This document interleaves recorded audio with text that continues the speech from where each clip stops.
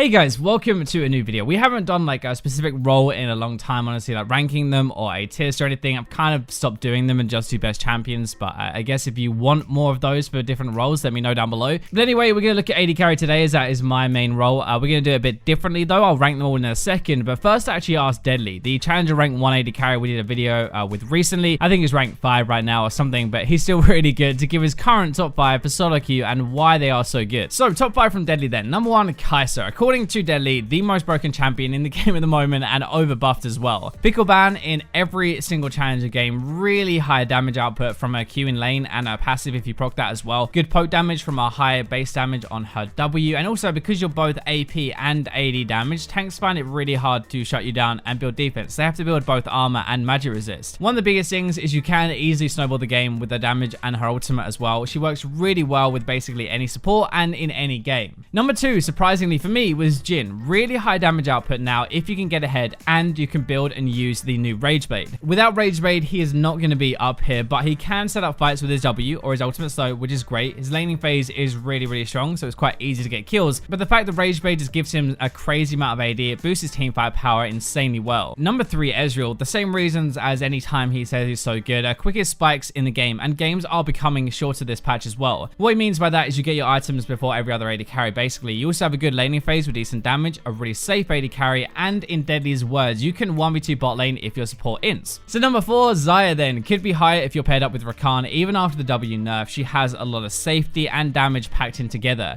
Lane phase when duo with Rakan is really strong anyway, so that is why she is going to be number 4. Finally, number 5, Caitlyn. But 5 is more even. It's whoever you're most comfortable with really that can also wave clear. So if you can't fight, if you're not a top tier AD carry, then what you can do is just push, take towers, play PvE, and get the items you need to team fight with, and then Caitlyn is a really good champion to do that with. So those are his top 5. Let me know if you thought that was a cool idea or not, to have kind of like an expert in the role, I guess a really high level player to give their take on it. But make sure you go and check out his stream and Twitter, which are linked down below. Okay, so getting into every AD carry rank then. The god tier for me is Caisson. Like, it's absolutely insane. She was massively overbuffed, as we said, and does insane damage now on this patch. It's kind of ridiculous that her Q can do so much 1v1 when they all hit the same target. You don't even have to target this or anything. You literally just press one button and it does it all for you. Especially this new Death Dance build with Rage Blade. Your Q heals for a lot and her passive damage is really good. Late game though, she is just ridiculous. Her ultimate also allows you to bypass the front line. You can dodge crowd control and pick up a lot of kills that way. I use this actually a lot in lane to dodge like a Morgana bind or whatever and fly to the AD carry to pick up a kill. The only bad side really is you kind of are low range-ish, and if she doesn't get ahead, then she can be a little bit weak without her upgrades. Okay, so going into 5 stars, this is something where you want to pick this every game and it would be a good choice. You can't really go wrong with the AD carry basically. Caitlyn is the only one in this category for me. She's very hard to kill, she's safe to pick in every single game and always going to be a good choice and stand a chance to carry. Your lane phase is a lot better with current supports, like they crowd control and you trap underneath. It's a very easy way to get kills. It's honestly a really big thing, like lane control. With the strong support, you can push, you can take towers easily, especially with Morgana. If you pair Caitlyn and Morgana together, they are pretty much unstoppable. You have high range though, you deal really good damage for team fights, and often it is just a case of if you wait for long enough, you're going to get your items and you can win the game. The bad side is you do lack a little bit of damage without some sort of setup, because traps are honestly a lot of your early damage until she can like just right click to win anyway. So going into our 4 stars, picked most games and they would be good, right? They might have a few downsides, but not many at all. Xayah is going to be here for me to start us off. When duo with Rakan, you cannot really go wrong with the Xayah, honestly. One of the strongest lanes to play with, and if you want to climb solo queue, you really do want to win your lane. Not many champions can fight these two really. Plus, actually, one thing that I love for solo queue is that she is one of the best for win rate increasing with games played. Another side to that is how safe she is. It's very difficult to shut her down with her ultimate, which is really good if like your team leaves you alone.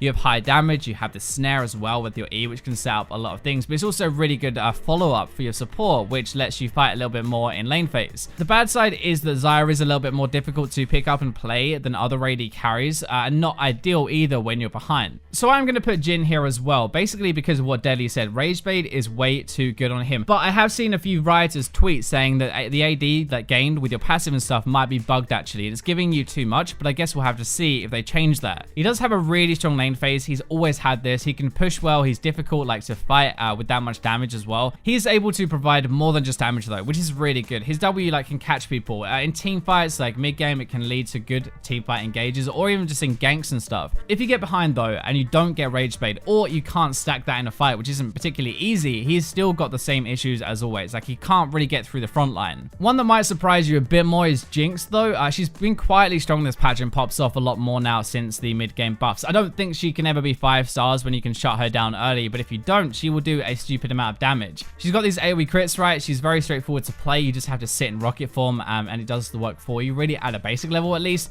Her passive though is great. It works similar to Tristana's jump, really. It's a cleanup mechanic. This is why Jinx gets fed a lot. One kill for her team like activates the passive and probably means another kill. You can be ganked though. You have low mobility. You can be shut down relatively easy, and if that happens, you're not really going to be doing much damage. Last one in 4 stars is going to be Varus. So he spikes a lot earlier into the game, kind of like Ezreal a little bit, just because of very cheap items, Rage Bait and Wit's End. It has a lot of synergy together as a 2-item combo, and with his kit as well, with his W, it means he can do a lot more damage than others early into the game. He has a strong lane phase. He's got high range, good trading, good all-in fights with his blight stacks as well, and it's more than just damage like Jhin. His ultimate is one of the best teamfight mechanics in the game, honestly, and it's so good to catch people and lock them down. The bad side is he really does need time to ramp up in a fight. Sometimes when I'm playing Varus and I get into a team fight and my front line dies straight away, I don't have time to stack Rage Bait and I can't keep up with like a Caitlyn. Okay, so 3 stars. These are normal AD carries. Still very good, can carry in different ways, but they're not overpowered and they have more weak areas. Ezreal is going to kick us off, and I know that Deadly put him 3rd, and to be honest, if you're that good with him and you're a really awesome mechanic player, then that's fine, but he has so many downsides normally. Tanks can block most of your damage if you're not good. If you're not ahead, crit champions outscale massively unless you're a god. You can really show how good you are on this champion though. High skill cap gets his items a lot faster, so if you use that power, you can snowball a game. The thing is, auto attack champions are a lot easier to play. They can do more later as well, and if you get behind, you're going to be in a lot of trouble in normal solo queue games with normal solo queue players. Sivir might not be the biggest like carry AD that you can play, but she can wave clear like a beast. You farm well, easy to play, AFK push the lane. You cannot really die unless you mess it up big time. Your ultimate is really good to help your team, but you can just clear waves, you can farm, and eventually you press your W, you crit everybody, and you win. Ideally, you need 3 items before you really take off though, and that is an issue, like so your crits actually hurt with Infinity Edge. You have short range, and you're not very good when behind either.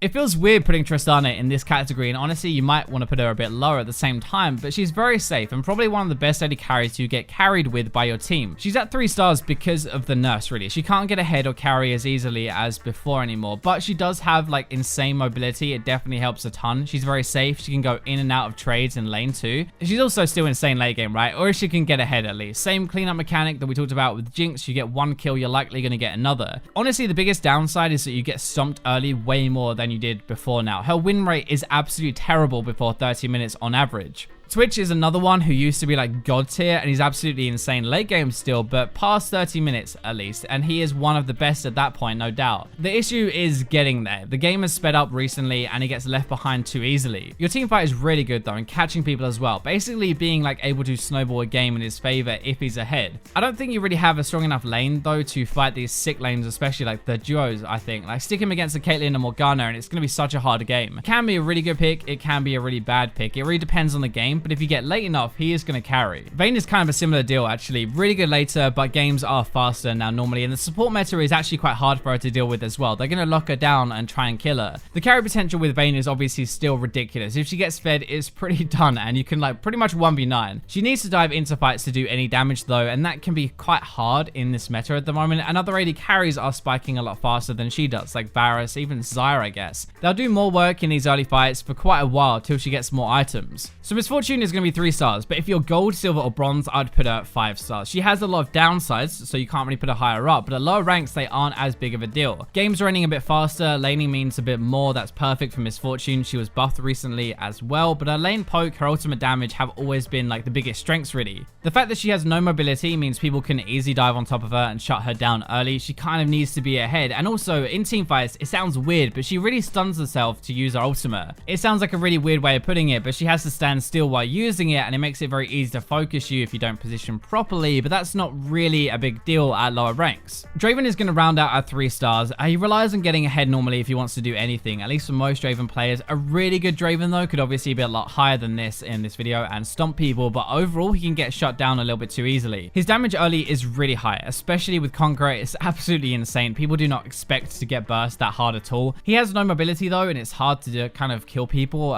quickly if you're not going to get fed, and team teamfights are not easy to play with so much damage and crowd control literally everywhere right now. 2 stars are not bad, they are still okay, but they are making your life a little bit more difficult in solo queue if you want to pick these champions. With the right team comp, I think Kog'Maw is still really good, but with the game getting faster and Rageblade changed as well, he's just not as strong. His W nerfs really messed him up, honestly, and if you want to play a Rageblade champion, just play Varus. He does have really good damage, and especially if paired with a sense of support, it's crazy, but it is so easy to focus and shut down a Kog. It's way too easy right now. You need a team to help you more than other AD carries. I think Lucian as well is a lot better for now after the recent buffs, but he's still not keeping up with other ADs. He wants to be a lane bully, and don't get me wrong, like if he gets ahead, he can stomp really hard, but it isn't that easy. That ability to stomp lane, especially with the better version of press the attack, that is why you would pick Lucian, but if you don't get ahead, you're asking to get your ass kicked. Other AD carries will hide behind their team and pump out way more damage. Moving on, I actually think Ashe is quite good, so putting her here is weird, but she is not ideal for solo queue now. She needs items to do damage, and the game is too fast for that to happen as much. Her ultimate is really good. It can win games on its own, and it is such a good solo queue tool to catch people out.